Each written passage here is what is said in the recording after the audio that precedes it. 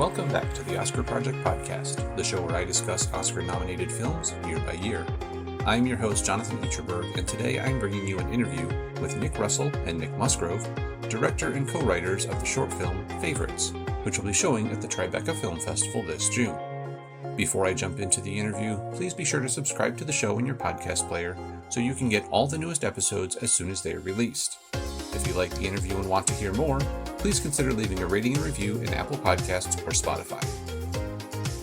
Nick Russell is an Australian actor who has starred on Australian and international screens for over 25 years, including Wentworth and Utopia. Nick Musgrove is a writer who wrote the international Emmy-nominated Wrong Kind of Black. The pair are the founders of Tandem Media, and they join me today to talk about their first independent short film, Favorites. Nick and Nick, welcome to the show. Hi, Jonathan. Hi, everyone. Thanks so much for having us on. Very excited to be here. Hi, Jonathan. Wonderful. So first off, I loved the idea of this film. As someone with 3 kids of my own who are constantly arguing about who the favorite child is, it really hit home when I saw it. So how did you guys come up with the idea for the film in the first place?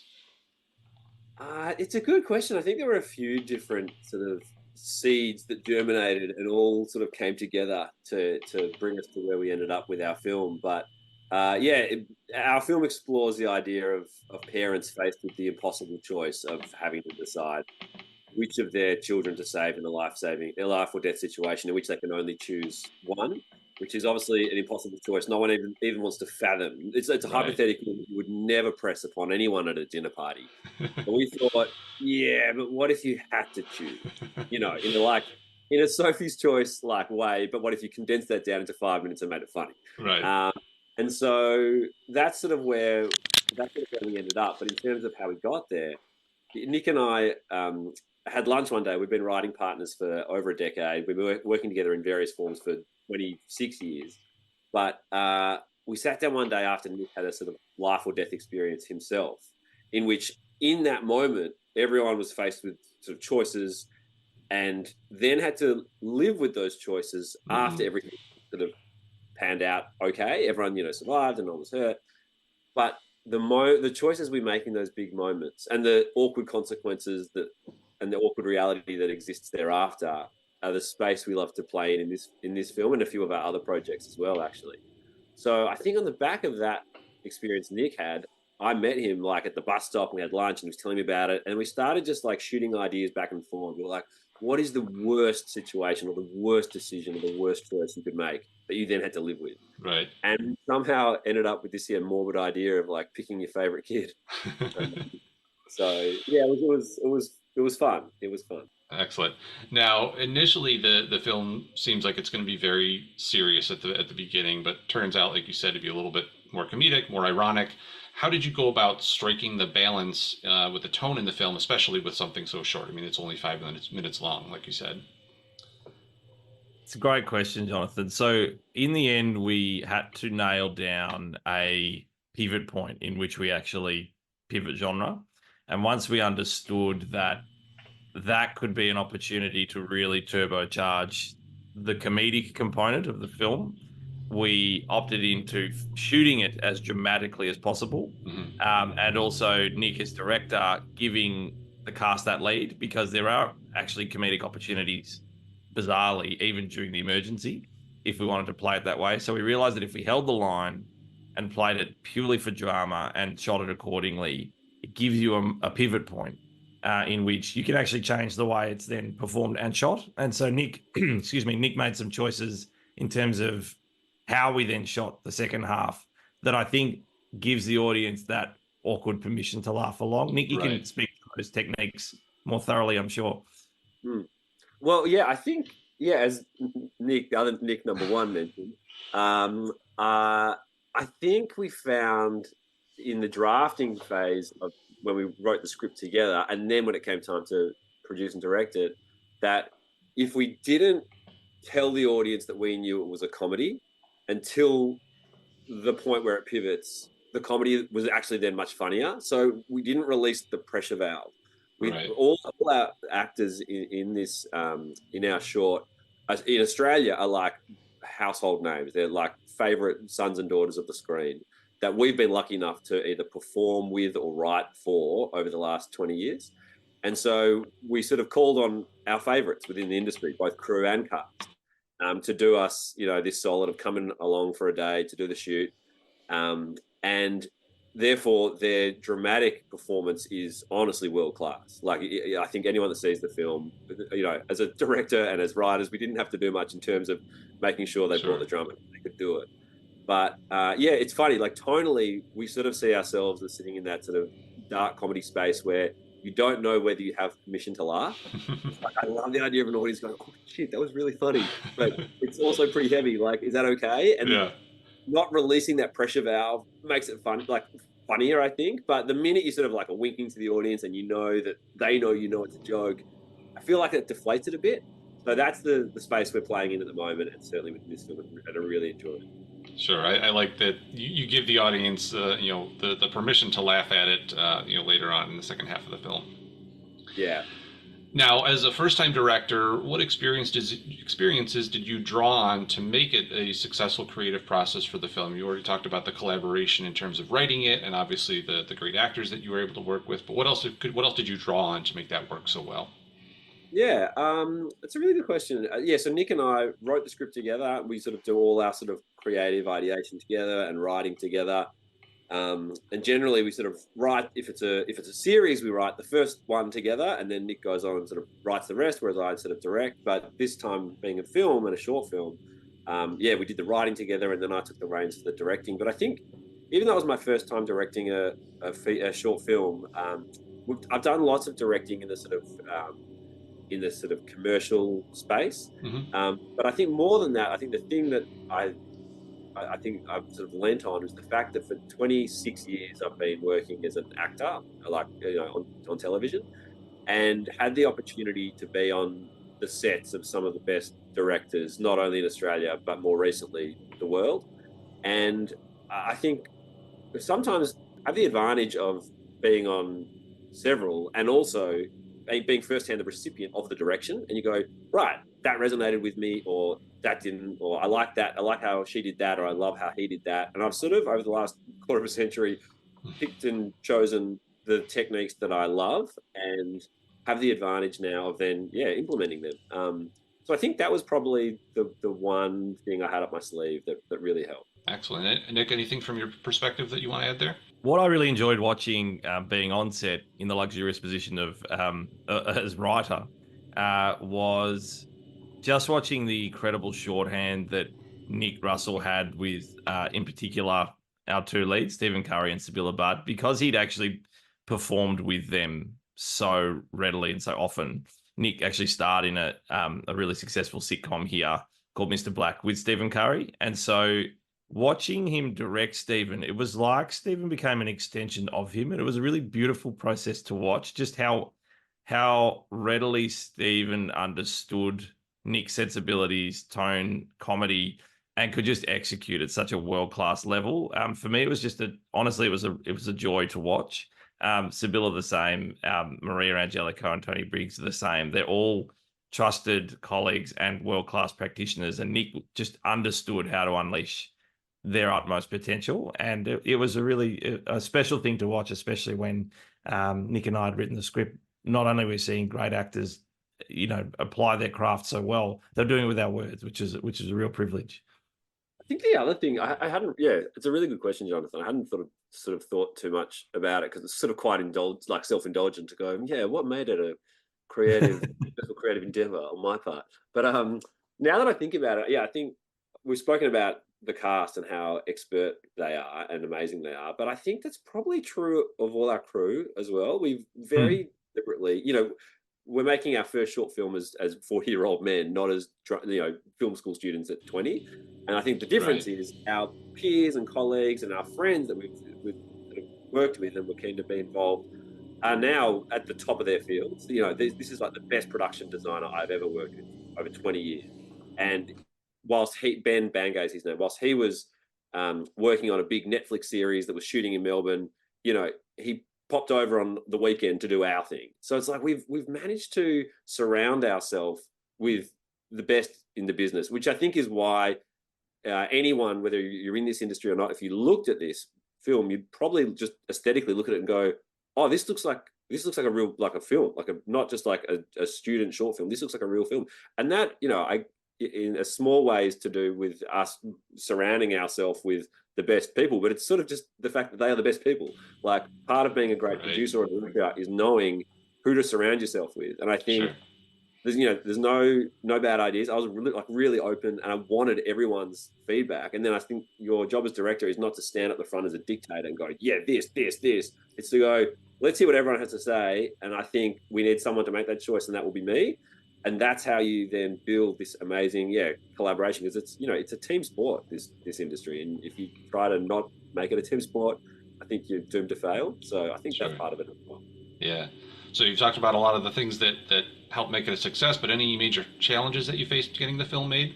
I suppose, financing is a tricky one, which is in this space, short films in particular, is always tricky. So we made the decision that this is something we wanted to self-finance, because having done a lot of corporate work and TV, like commercial work, we're at the point where we're like, we don't want to take notes from a client anymore. Or having spent the last 3 years developing a show with a network here, we're like, we don't want to take notes from a network or a producer anymore. We just want 100% creative control from like financing, producing, writing, directing, even down to the catering. Like we did the catering ourselves. So, I think the challenge it was a double-edged sword. It was like, yes, we had full control, but also we had to do all the work. So, on the shoot day, we were like, running around, telling everyone what about the location moves and the direction, the performance, and then running out to get the sandwiches.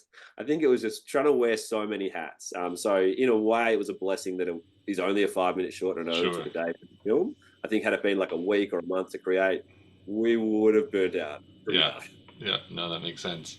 Now, you mentioned a couple times how short it is, and I read somewhere that you are actually working on a feature-length version of this. How do you think you might expand on something beyond this little 5-minute vignette? And obviously, as much as you can say without giving away any of the spoilers of this short film.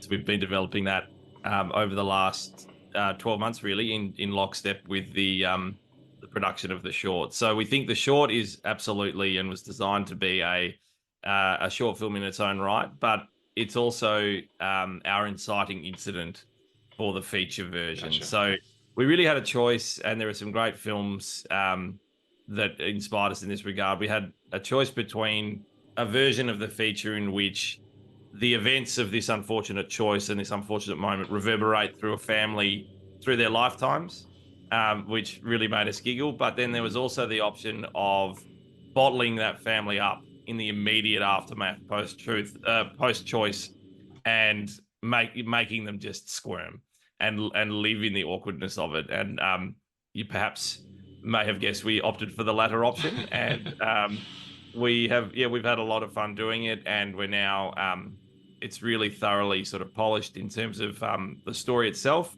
We're now diving into the dialogue, and we're really excited to find the right partner for it. Excellent. Well, I have one last question related to the film, and that is, what is your favorite, chocolate or strawberry? I don't have a favorite, Jonathan. But if I had to choose, I think I would probably say chocolate. I try to resist making unhealthy choices when confronted with fruit or chocolate. But yeah, my God, chocolate ice cream is the best thing on the planet. So I'll take it. And how about you, Nick? Always been a diehard chocolate fan. Have had to unfortunately sample strawberry more recently due to my children being unable to hold ice creams, where you have to do that gross thing of cleaning them up. All the edges of the cone. So, right, yeah. Having tested strawberry more recently, still chocolate for me every time. Fantastic. Well, it's 3 for 3. I'm a chocolate fan as well. So I have a couple questions not specifically related to the film, but before we move on to those, is there anything else that we haven't touched on that you want to talk about on the film? Not specifically. I think, the only sort of general thought I had is how lovely it has been for us for the film to have had the reception it has had so far. As we've talked about, this is the first time we've made a short, and even when we finished it, we're like, now what? Like, what do we enter it in festivals? And even if we do, how do we do that? Like, we had no idea. And so we're like, okay, let's just do it. And so we've been really flattered and honored, and also felt quite validated about what we've got to offer the world creatively. that the audience and judges and audiences seem to have really enjoyed it, because a lot of the work we do, you don't get that feedback. You know, as an actor, I haven't done much film or theatre stuff ever. It's almost been exclusively television, and you never hear an audience's reaction. You might like read a critic's review, not always a good thing. You don't get that feedback like you do when you're performing on stage or you're sitting in a theatre. And like as Nick, you know, as a writer, again, you write your thing, you put it out to the world, and it either gets made or someone else performs it. You don't necessarily get the feedback, but we went to the Flickerfest International Film Festival, which is one of Australia's Academy Award qualifying festivals, in which our film made its Australian premiere. And we sat in the audience, and to no one knew, you know, who we were or how we were related to the film. And we sat there and we just listened to the audience's reaction. And that was just magic and really special. So we've been, really, really privileged and humbled and excited that people seem to be really enjoying this film. Excellent. Well, this might be the hardest question I ask, but if you had to pick your top 3 films of all time, what would they be? I've seen you ask these to other people, so Muzzy and I have been talking about it, and we've had a think, but we haven't shared each other's. So Muzzy, why don't you go first, and I'll see if I need to amend mine if you have some brilliant suggestions. This is so difficult. I have my 3, and I'm, as we speak, going, how do I bump one of them to get a different one in? This is an impossible choice. But I will start with my favorite Australian film, which also sits in its own right in my top 3. But there's a film called Wake in Fright, which is effectively an Australian psychological horror film. Set in an outback town, basically about a guy who is simply trying to leave his remote outpost as a teacher in the middle of nowhere and just make it to Sydney to meet his girlfriend. But he has to spend one night in a town and simply endure the night, and descends into a never-ending spiral of having to drink beers with Aussies. And as cringy as that sounds, it's a masterpiece and does capture so much of the toxicity that can exist in any cohort of males, both then and now, and I think is very powerful in that regard, and beautifully written, beautifully shot, and is very bold, especially for when it was made. So that's a beautiful film. More recently, The Grand Budapest Hotel, I just adore. Very different film from a obviously a famous but very different director, but its comedy, its rhythm in particular, as a writer, I just adore that beautiful rhythmic way of writing and performing.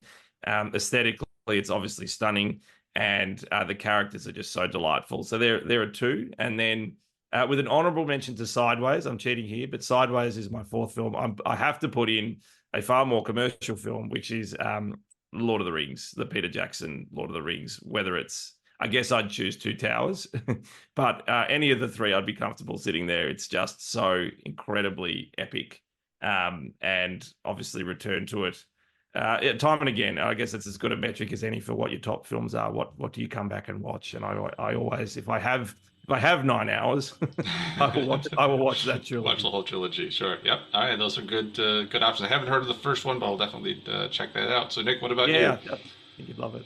Again, like, this is as impossible a choice as choosing your favorite child, choosing your favorite film. But yeah, I think the metric of what do you watch a lot, what do you go back to, and what do you think about a lot, I think one of my top 3, no particular order, would have to be Shaun of the Dead.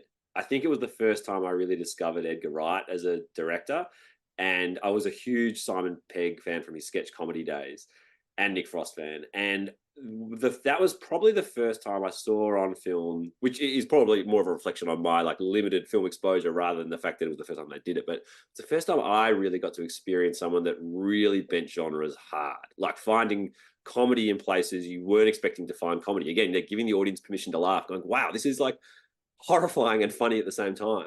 So I think for a lot of reasons, Edgar Wright has always been a real favorite director, and that might be my pick of the bunch. And between Edgar Wright, Nash Edgerton, and Taika Waititi, all those 3 guys seem to find comedy in the mundane in really different ways, really beautiful ways. Sure. And I think if you look closely, you might see some Edgar Wright influence, especially in our opening shot and our opening scene. But my number 2, I think, would be The Prestige.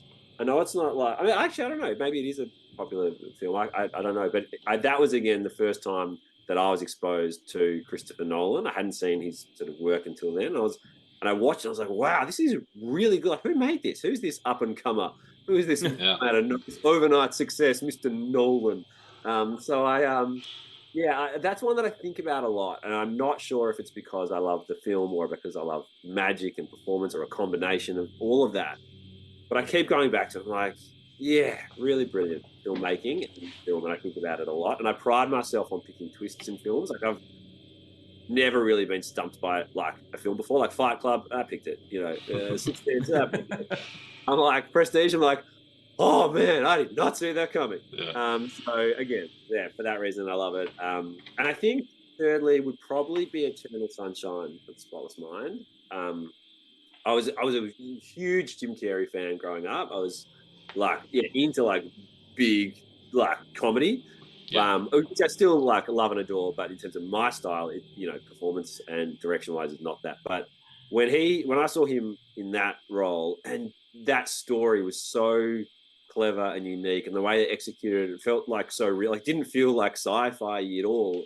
It felt so real. It's like a human drama, but like sort of saturated in like comedy and sci-fi. It was just like a beautiful, again, like amalgamation of genres. So possibly that one. Yeah, that might be my top three. Excellent. Good choices there as well.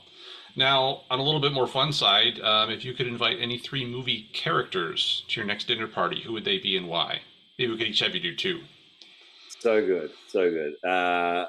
Yeah, I was thinking about just inviting three different Javier Bardem performances and just seeing what like Eat, Pray, Love and No Country for Old Men. I just love to see them go head to head. But I think I think I settled on Melissa McCarthy's character from Bridesmaids, Megan Price. Again, it was one of those ones where I watched the performance going, man, that blew me away. And then found out subsequently she was nominated for an Oscar for that performance. I was like, I did not know it. Like, that's incredible. But I think her like rawness and humor and like loyalty and truth, like direct, straight talking, I think that would be really fun at a dinner party. I'd also like to see her opposite Ian Malcolm, Jeff Goldblum's character from Jurassic Park. Okay. For different reasons. I think that'd be a great combination to have a wine and meal with. And then if we do choose three, I think the one that would really bring some chaos and fun to the night would be the genie from Aladdin, Robin Williams' genie from Aladdin. I like that. I think that would be a fun night. So that'd be my three. Excellent. Nick, who else can you add to the party? It's fortunate that Rusty and I, our sensibilities cross over so often, but fantasy is a genre. Nick shamefully has not seen Star Wars, Lord of the Rings, or the new. We say Dune, but I think Dune clarifies the film I'm talking about. There's some fantasy at my table. So Gandalf the Grey, as opposed to Gandalf the White, who would strike me as a bit serious at dinner. But Grey, I think, had more fun, can let his beard down. And, of course, he can bring fireworks after which is really exciting. Thought we might pit him against Darth Vader. Let's have a force of good and evil at the table. See what wins, and that covers off on my two great fantasy loves. And then the comedy I always come back to, and it's because of this character. The comedy is Blades of Glory, and the character is Chaz Michaels, Will Ferrell's character in the ice skating comedy. Just such an electric, aggressive, hilarious character. Yeah. I genuinely cannot imagine what would happen if you put him at a dinner party. So I think he's a cat amongst the pigeons, even amongst Gandalf and Darth Vader. I'm all for having Gandalf and Darth Vader there because, ashamedly, I've never seen any of the Lord of the Rings or stuff. But what a great opportunity to learn about their worlds. I thought about inviting Yoda. I'm like, sit him down and go, dude, tell me what it's all about. Like, tell me what the fuss is about. I'm all for it.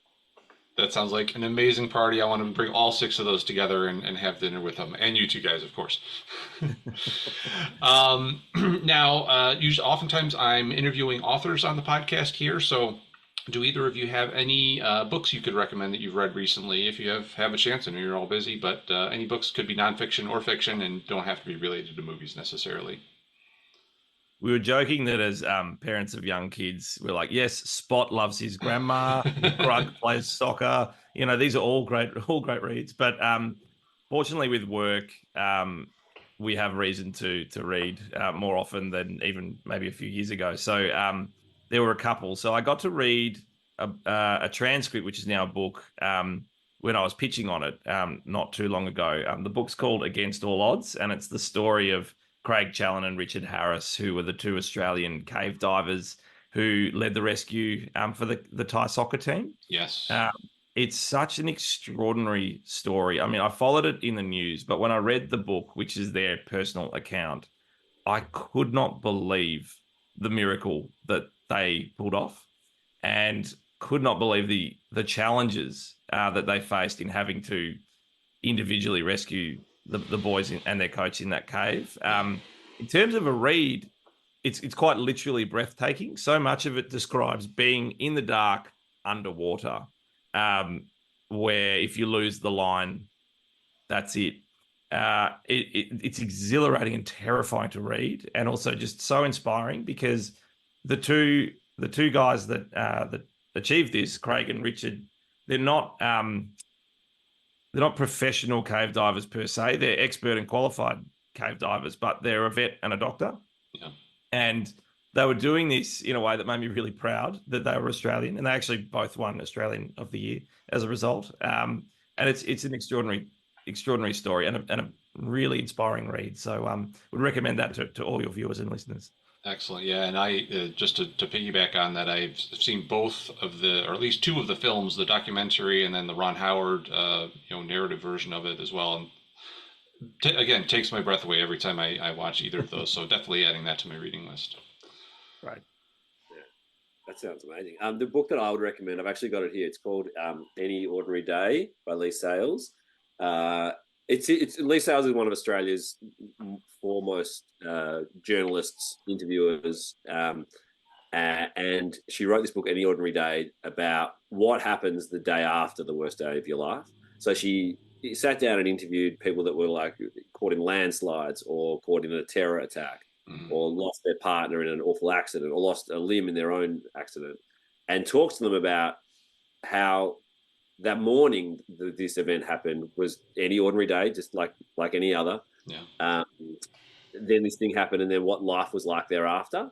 And it's funny, I don't get an opportunity being a young father to read like more than 10, 20 pages at a time. The gone are the days of going on a holiday where you can sit by a pool and finish a novel in a day. It's like nowadays the holidays are just exotic parenting where you just do the same thing but we're a bit nicer.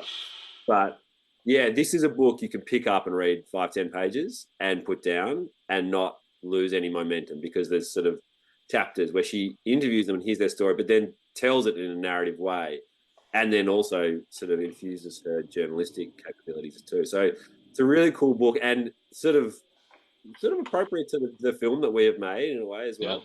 Yeah. But yeah, I've read it a few times, which says something about books. The fact that I keep coming back to it, like my favorite films. Maybe it's one of the ones I really resonate with. So yeah, Any Ordinary Day, Leigh Sales. Excellent. Well, I'll put links to those in the show notes, so if people want to check those out. And lastly, before we wrap things up, obviously the film is showing at Tribeca in June. You've already said it's getting good reception where you've seen it. I'm sure it's going to get great reception there. But other than the feature version of this that we talked about, any other projects lined up? And also, where can people follow you guys on social media to make sure they get all the updates from you? Yeah, we've got the film has an Instagram handle, @favoritesfilm. So yeah, if you or your audience want to follow along, we'd love to sort of share the journey. We've got we're coming over to Tribeca, which is really exciting. So if anyone is going to be there, please come up and say hello, because we don't know anyone in New York. So it'll be lovely to have someone there that's a friendly face. And then, in terms of other projects, we've got some really exciting things bubbling away, both here in Australia and overseas in LA with our managers at Atlas and at Gersh. So we've got a TV series which is in development, not totally dissimilar in theme, but quite different in execution. And we've got an exciting showrunner attached to that. We're in the sort of pitching stage. And we've got 3 or 4 other features that are in various stages, either development or scripts written and financing stage of production. But the focus for the next short while will be making sure the favorites feature film we can flesh out our treatment and our scene breakdown to have an actual script to show people, because there seems to be a bit of an appetite for people to see that, and if we find the right partner to make it, I'm hoping it'll be as much of a success as the short has been so far. Excellent. Well, look forward to hopefully having you back on to talk about that when the time comes. But thank you so much for coming on today, guys. I really appreciate you sharing your stories and some background about the film, and best of luck with everything going forward. Thanks so much, Jonathan. Thanks so much for having us on. Thanks for having us, Jonathan. That was great fun. Thank you again to my guests today, Nick Russell and Nick Musgrove. Their short film Favorites is playing at Tribeca in June, so if you're in New York, be sure to check it out at AMC on 19th Street East on June 9th at 3:15 p.m. or June 15th at 11:45 a.m. or at Village East by Angelica on June 10th at 6:15 p.m. I'll be sure to link to the film's page onto the Tribeca site in the show notes, along with links to the movies and books mentioned throughout the interview. The Oscar Project podcast is written and produced by me, Jonathan Eacherberg, with editing assistance from Joshua Eacherberg. Please come back for my next episode, where I will be speaking with Julia Ox and Steve Pinder about their film, Jane Austen's period drama. Until then, I hope to see you at the movies.